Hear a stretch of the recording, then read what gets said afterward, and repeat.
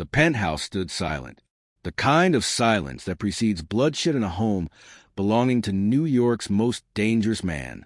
Jun Seo's hand moved instinctively toward the weapon concealed at his spine. 30 years in this world had taught him that silence meant ambush. Silence meant someone had already breached his fortress. Then he heard it. "Mama." The word drifted from the nursery, fractured, trembling, impossible. His hand fell away from the gun. Through the half-open door, Jun Seo saw his son Jin-woo in the wooden wheelchair, pale and fragile in his navy suit. The boy's eyes were locked on Hannah Wilson, the black maid who'd arrived 5 weeks ago with unremarkable references and a quiet manner. She knelt before the child in her crisp uniform, hands gently cradling his small arm as it trembled upward. A Movement 17 specialist across 3 continents had sworn would never happen. "I've got you, sweetheart," Hannah whispered, tears tracking down her dark cheeks. "I'm right here." Jin-woo's mouth worked, struggling. Ma. Jun Seo's back hit the doorframe. For 3 years, he'd exhausted his blood-stained fortune on the world's finest neurologists, sold to Stockholm, experimental treatments in Switzerland. Millions disappeared into promises that produced nothing but apologies and revised prognosis declaring his son unreachable, locked permanently inside a body that wouldn't obey. But here, in his fortress of bulletproof glass and armed guards on every floor, the medically impossible was unfolding.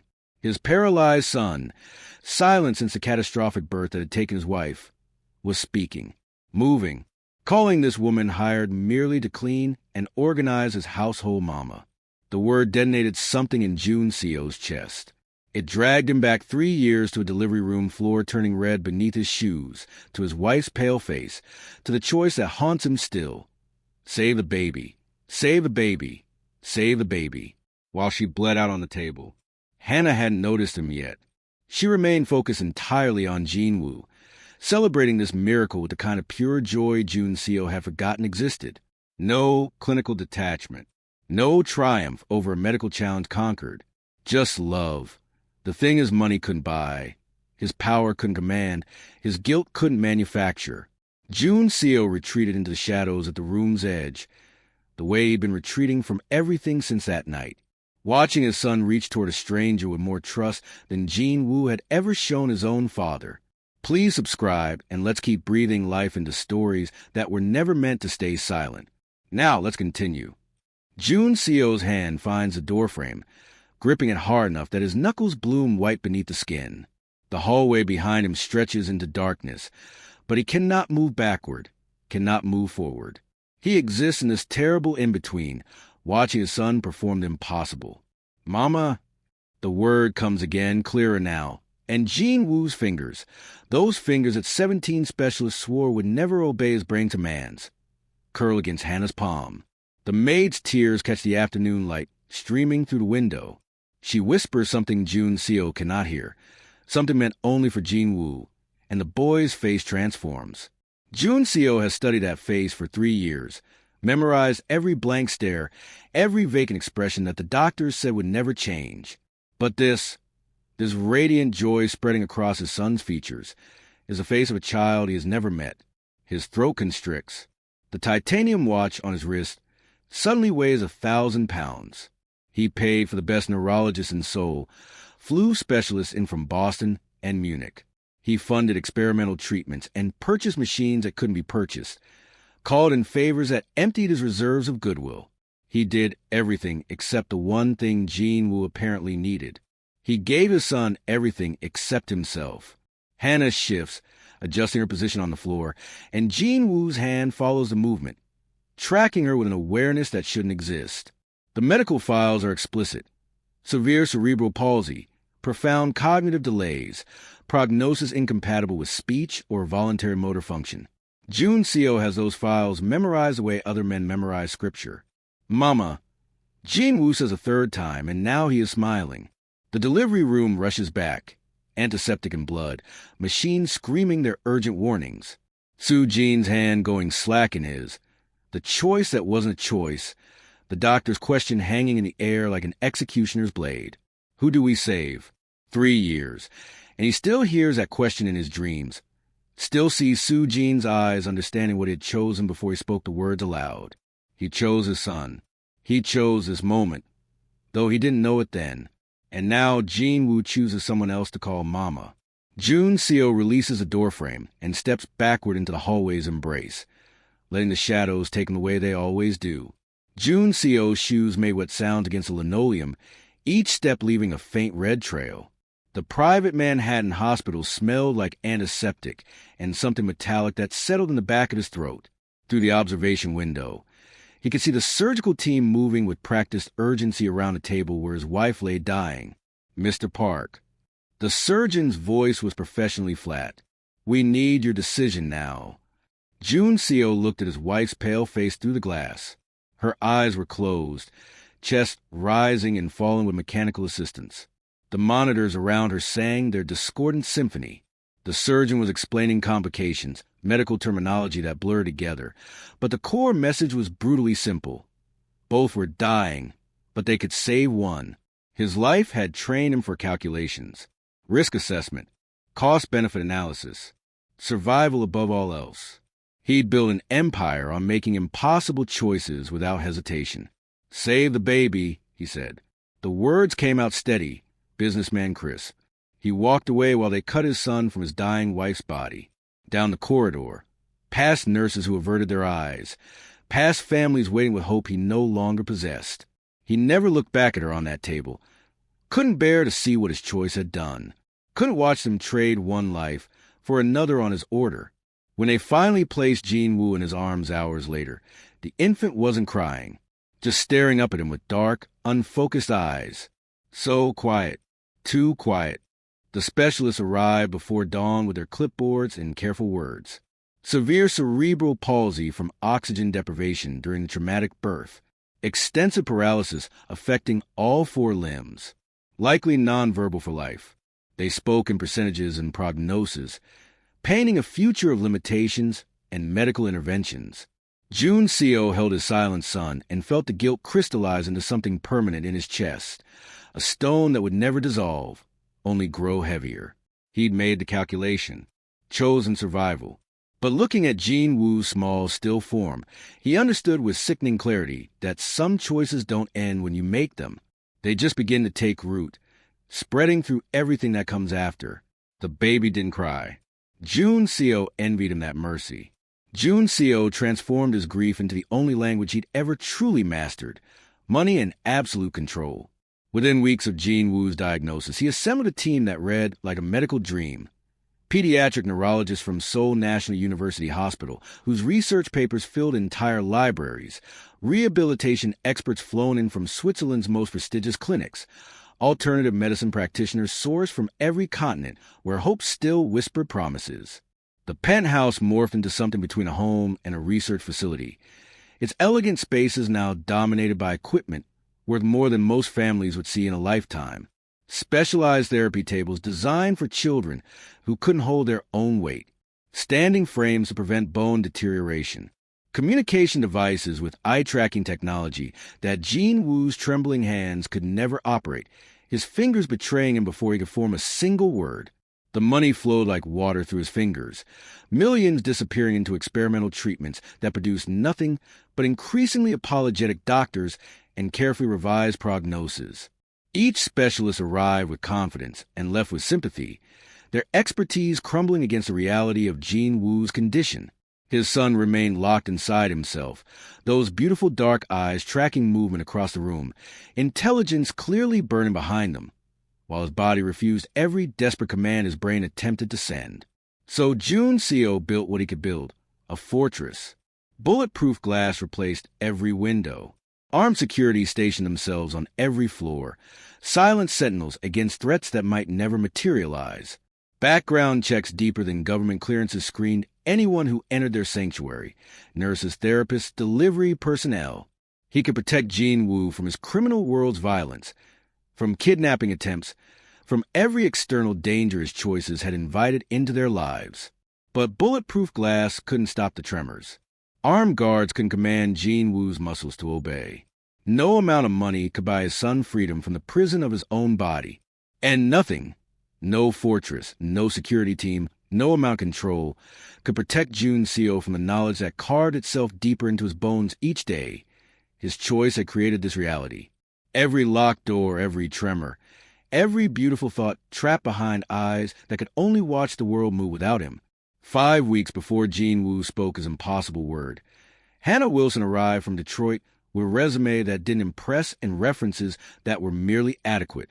Jun Seo's head of security approved her primarily because 17 other candidates had rejected the position. People sensed the darkness in the penthouse, the grief that permeated every room like fog that wouldn't lift. Hannah was different from the parade of medical professionals who had cycled through before her. No advanced degrees hung after her name. No promises about breakthrough therapies emerged from her interviews. No clinical detachment armored her against the weight of Jean Woo's condition. She arrived on a Tuesday morning in April, carrying a single duffel bag and wearing scrubs decorated with cartoon elephants. She looked at Jean Woo's modified wheelchair, at the breathing apparatus, at the monitors tracking vital signs, and said simply, "Hey, sweetheart, I'm Hannah. We're going to be friends." Jun Seo observed from his office doorway as she began her work, skeptical of this woman who treated his penthouse like any other home, his son like any other child. She talked to Jean Woo constantly while cleaning, about the weather, about the pigeons congregating on the terrace, about nothing important and everything human. She didn't use the therapeutic voice the specialist employed, that careful modulation that always sounded like sympathy dressed in professional clothing. She just talked to him like he understood, like his silence was simply shyness rather than medical impossibility. "You see those clouds?" she said one afternoon, positioning his wheelchair near the window. "My grandmother used to say clouds like that meant the angels were having a party. Silly, right? But I still think it when I see them." Jun Seo listened from the hallway, coffee growing cold in his hand. This woman spoke to his son like Jean Woo might answer, like conversation was simply waiting to happen rather than an impossibility documented in centimeters of medical files. It annoyed him initially, this refusal to acknowledge reality. But he found himself listening anyway, found himself hoping she would keep talking, filling the silence that had become their life with words that expected nothing and offered everything. Hannah's approach defied every medical protocol Jun Seo had learned. She sang to Jean Woo, old gospel songs from her childhood, Motown classics, lullabies she invented on the spot with melodies that seemed to come from somewhere deeper than memory. She told him stories about her own son back in Detroit, about her grandmother's garden in Alabama, where tomatoes grew sweeter than candy, about dreams and disappointments with the kind of honesty the therapists never used. Most radically, she grieved with him. One afternoon, Jun Seo overheard her talking to Jean Woo about loss while she changed his position in bed. "Your mama loved you before you were even born, baby. She chose you, just like my mama chose me. That kind of love doesn't disappear when someone goes home to Jesus. It stays right here." She pressed her palm gently against Jean Woo's chest. "It becomes part of who you are." She held Jean Woo's unresponsive hand without therapeutic purpose, without exercises or goals, just connection, skin to skin, breath to breath. She treated him like a person experiencing the world, not a patient requiring treatment.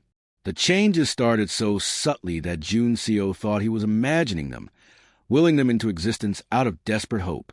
Jean Woo's eyes began tracking Hannah specifically, following her movements across rooms with a focus that seemed different from his usual vacant staring. His fingers would twitch when she sang certain songs, particularly one about a mockingbird that she hummed while folding his laundry. Small responses that the specialist had taught Jun Seo to ignore as meaningless reflexes, random neurological noise without significance. But Hannah noticed everything, celebrated every tiny reaction like a victory, with recording in history books. "Did you see that?" He smiled when I hit that high note. "My man's got opinions about my singing." She never asked Jean Woo to perform or progress, never measured him against developmental milestones or therapy goals. She simply loved him where he was, in whatever state each moment found him. Jun Seo watched from a distance, afraid to hope, afraid to interfere with whatever inexplicable alchemy was occurring between the stranger and his son.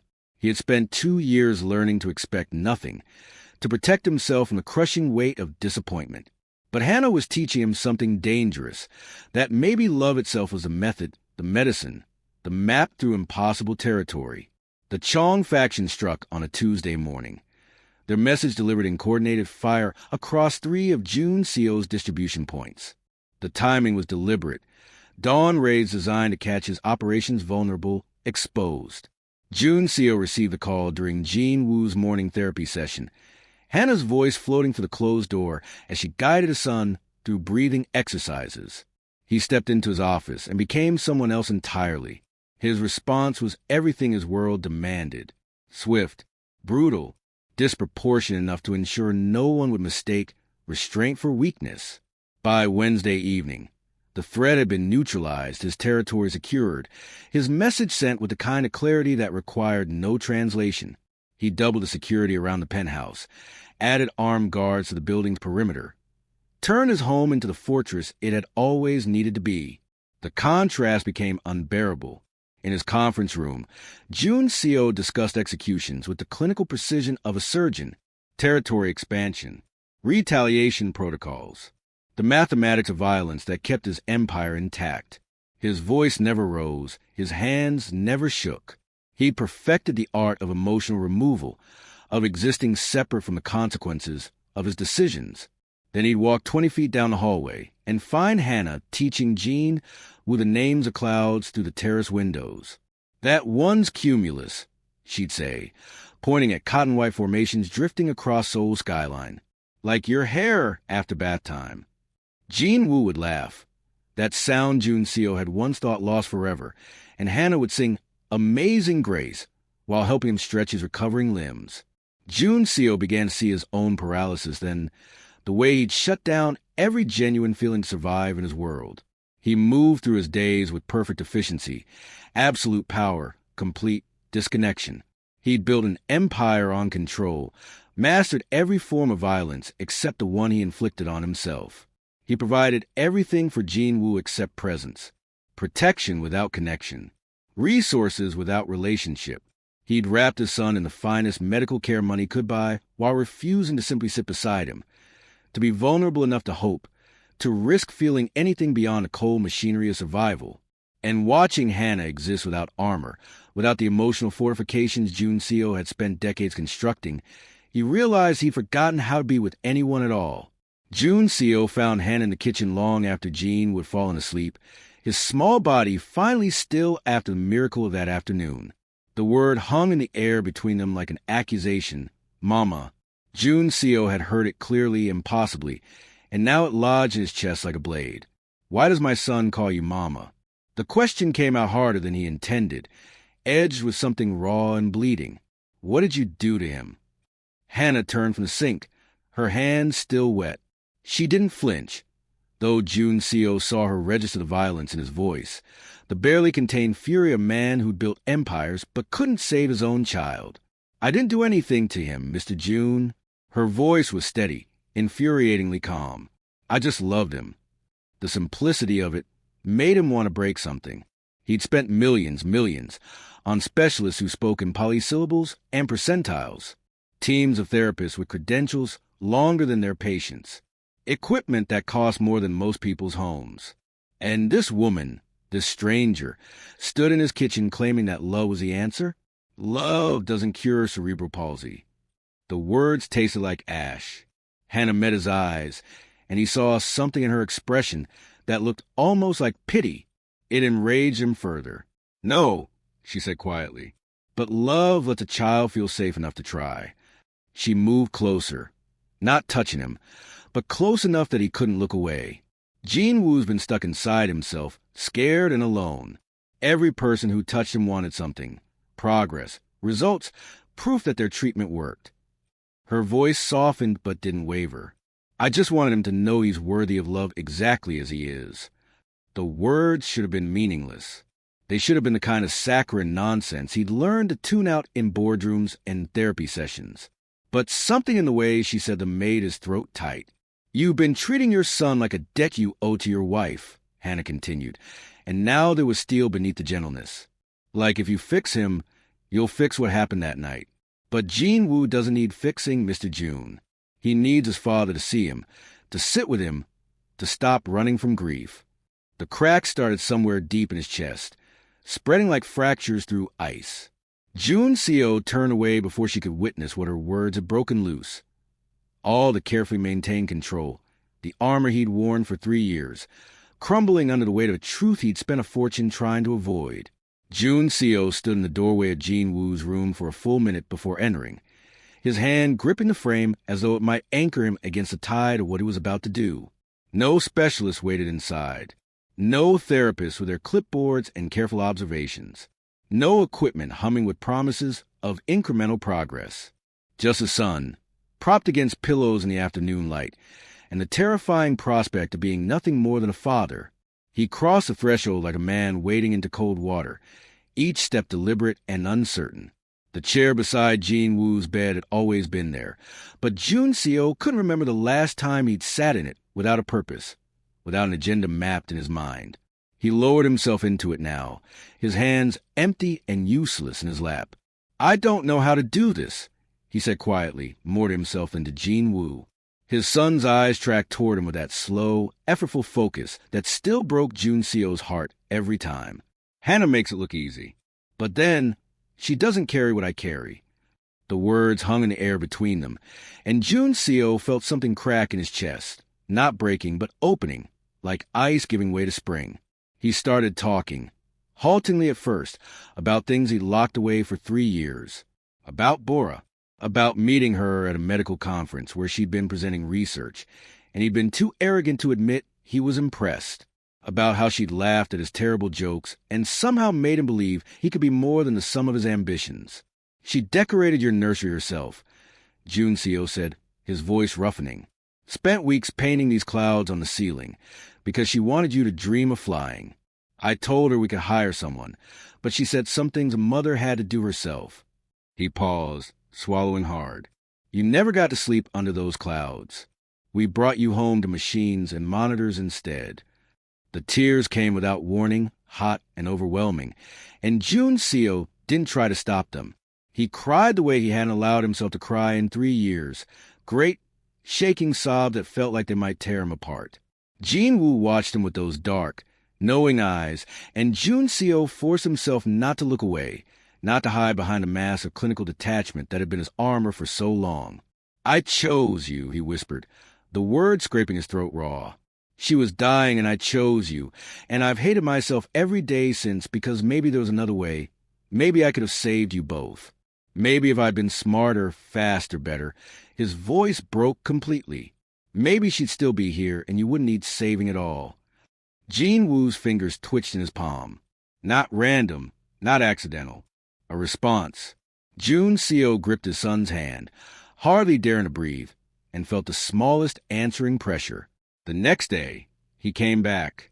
And the day after that, he learned by watching Hannah, by setting aside everything he thought he knew about healing, and letting her show him the grammar of simple presence. He sang lullabies in his terrible, off-key voice until Jean Woo's lips curved in what might have been amusement. He read picture books without analyzing their developmental appropriateness, just following the rhythm of the words and the bright splash of illustrations. He sat beside his son and did nothing at all, just existed in the same space, breathing the same air, learning how to be enough without trying to fix everything. Jean Woo responded in ways that made the specialist June Co. finally consented to call shake their heads in wonder. New words emerged, mama first, then dada, each one a small miracle that June Co. received with trembling hands. His son's grip strengthened until he could hold June Co.'s finger with genuine pressure, until he could reach for things he wanted instead of waiting for them to be given. Unprecedented neuroplasticity, one specialist declared, already composing papers in his mind. "We should document this, run tests, understand the mechanism." But June Co. sent them all away. He understood what they could measure or quantify, what Hannah had known from the moment she walked through his door. Jean Woo hadn't needed another intervention or another expert with another theory. He needed what June Co. had been too broken to give him. A father who could be present in his grief instead of absent in his guilt, who could offer love without conditions, connection without expectations. His son hadn't needed treatment. He'd needed him. The bulletproof glass still catches the late afternoon light the same way it always has, fracturing it into geometric patterns across the penthouse floor. The security detail still changes shifts with military precision at 6-hour intervals. The cameras still monitor every entrance, every corridor, every potential threat. Jun Seo's world remains exactly as dangerous as it was 3 years ago. Perhaps more so, given the enemies he's made, the bridges he's burned, the ruthless efficiency with which he's dismantled anyone who stood between him and his son's survival. He won't apologize for that. Won't pretend the fortress isn't necessary. But something has changed in the spaces between the security measures, in the rooms where bulletproof glass meets ordinary sunlight. Jean Woo's therapy equipment still occupies a corner of the main living area. The specialized chair, the adaptive toys, the communication board Hannah uses. But it no longer dominates the space like medical apparatus in a hospital. Yesterday, Jun Seo found himself moving the standing frame aside to make room for building blocks. Simple wooden blocks that Jean Woo can't yet stack but likes to knock over, laughing that stuttering laugh that sounds like machinery trying to start. Progress is measured in increments, so small they would be invisible to anyone not watching with the desperate attention Jun Seo has learned to apply. Jean Woo says a dozen words now. A dozen. Jun Seo can recite them like a prayer. Papa, yes, no, more Hannah, down, up, hurts, happy, tired, water, please. Each one arrived after weeks of Hannah's patient coaxing, Jean Woo's frustrated attempts, Jun Seo's careful celebration that tried not to pressure, not to turn achievement into expectation. He can grasp objects for several seconds now, before his fingers lose their coordination. The neurologist says this is remarkable given the severity of the initial damage. Jun Seo doesn't care about remarkable. He cares that Jean Woo can hold a spoon long enough to bring it toward his mouth, even if most of the food doesn't make it there. He cares that his son can grip his finger when they walk together. Jean Woo's uncertain steps supported by the gate trainer, but his hand choosing to hold on. The smile, though, that's what undoes him every single time. Jean Woo smiles when Jun Seo enters a room now. Not the reflexive expression that means nothing, but recognition, pleasure, connection. His face lights up in a way that's uneven, one side responding faster than the other, but unmistakably deliberate. Unmistakably for him. Jun Seo has learned, slowly and against every instinct he's honed over 15 years of wielding power, that protecting Jean Woo means something different than he thought. It means being present when Hannah works with him. Not disappearing into his office to make calls that ensure the medical bills are paid. The specialists remain available. The security stays tight. It means sitting on the floor. Actually sitting on the floor as expensive suit pants get increased, while Jean Woo knocks over blocks and Jun Seo rebuilds them over and over, because the repetition is a point, the connection is a point, the being there is a point. It means reading bedtime stories in a halting voice, choosing books with simple words that Jean Woo might someday repeat, might someday read himself, might someday share with his own children. It means celebrating victories so tiny they wouldn't register on any scale Jun Seo used to measure success. Jean Woo drinking from a cup without spilling, Jean Woo pointing to what he wanted instead of crying in frustration, Jean Woo tolerating the texture of new food against his tongue. It means accepting that some damage can't be undone, that all the money, all the power, all the ruthless determination in the world can't return Jean Woo to what he might have been, but it can be lived with. They can build something around it, through it, despite it. This evening, Jun Seo does something he hasn't been able to do for 3 years. He retrieves a photograph from the locked drawer in his study, the one of Bora holding newborn Jean Woo, her face exhausted and radiant, and so alive it physically hurts to look at. He's kept it hidden because seeing it felt like drowning, like being pulled under by grief so complete it would dissolve him entirely. He carries it to the living room where Jean Woo sits in Hannah's lap, both of them looking at a picture book about animals. Hannah glances up, sees what Jun Seo is holding, and something passes across her face. Understanding, approval, gentle encouragement. She shifts Jean Woo carefully, setting him on his feet with her hand, steadying him, then steps back to give him space while remaining close enough to catch him if he falls. Jun Seo kneels, bringing himself to Jean Woo's height. His son sways slightly, concentrating on the difficult work of standing. Jun Seo holds the photograph where Jean Woo can see it. "This is Mama," Jun Seo whispers. His voice doesn't break. It almost does, but doesn't. She loved you so much. Jin Woo's eyes focus on the image with that intense concentration he applies to everything now, as if the world requires enormous effort to process. His hand, the one that works better, rises with aching slowness. Wave to Mama, Jun Seo says softly. Jin Woo's small hand moves in something that's not quite a wave, but close enough, close enough. His fingers spread and curl in an approximation to gesture, and Jun Seo feels something crack open in his chest that isn't breaking but opening, letting in light after years of deliberate darkness. Good job, Hannah says quietly from where she stands. That's so good, Jin Woo. They stay like that for a long moment. Jun Seo kneeling with a photograph, Jin Woo standing with his unsteady wave. Hannah bearing witness to this small ceremony of remembering and releasing.